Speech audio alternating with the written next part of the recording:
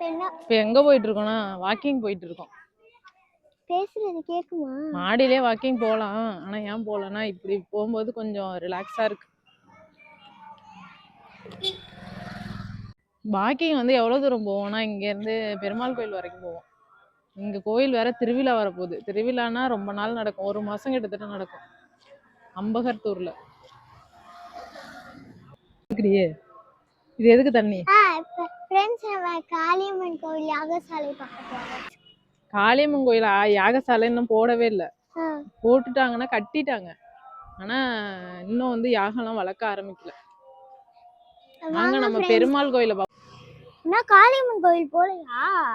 காளியம்மன் கோயில் போல, பெருமாள் கோயிலுக்கு போயிட்டு அடுத்தது காளியம்மன் கோயிலுக்கு. ஓகே. நாங்க போகும்போதே இருட்டாயிடுச்சு. ஒரு வழியா நடந்து பெருமாள் கோயில்கிட்ட வந்தாச்சு.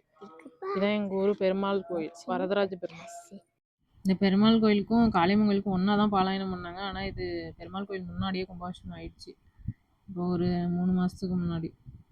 உள்ளே வந்து புதுசாக தாயார் சன்னதி, தன்வந்தரிக்கு தனியாக சன்னதி எல்லாம் தனித்தனியாக வச்சுருக்காங்க. இன்னைக்கு கோயில் உள்ளே போகலை, வாசல்லேருந்து வீடியோ எடுத்துச்சு. கும்பாபிஷேகமே இப்போ தான் ஆச்சு, அப்புறம் புதுசாக பெயிண்ட் அடிக்காமல். ஆனால் கும்பாபிஷேகத்துக்கு வரலையல்ல. நீங்களும் வரல? நானும் வரலடி. Okay bye friends, thank you for வாட்சிங். அடுத்த வீடியோவில் பார்ப்போம்.